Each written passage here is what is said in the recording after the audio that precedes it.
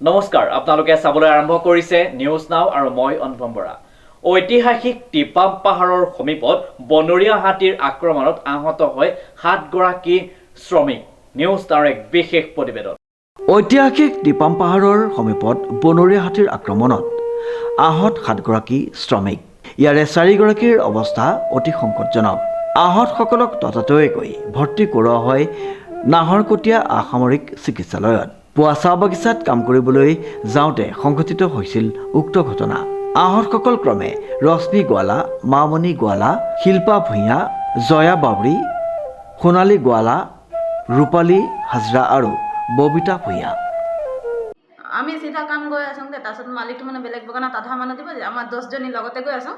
একদম কোন পিনে পৰা ওলালে আমিও গম নাপাওঁ। একেবাৰে অকল চিঞলীয়া এনেকুৱা খেদা দি আমাক লৰ মাৰি আহিছে। এহেঁতি যে 7জনী জেগাতে হৈ গ'ল, আমি 3জনীয়ে বেলেগ ফালে লৰ মাৰি দিলোঁ যে সেইকাৰণে সিহঁতক ধৰি লুটি মাৰিলে। কেইজনে দুখ পাইছে? 7জনীয়ে দুখ পাইছে। আমি 3টাই অকল ঠিক আছোঁ। বেছিকৈ দুখ পাইছে নেকি?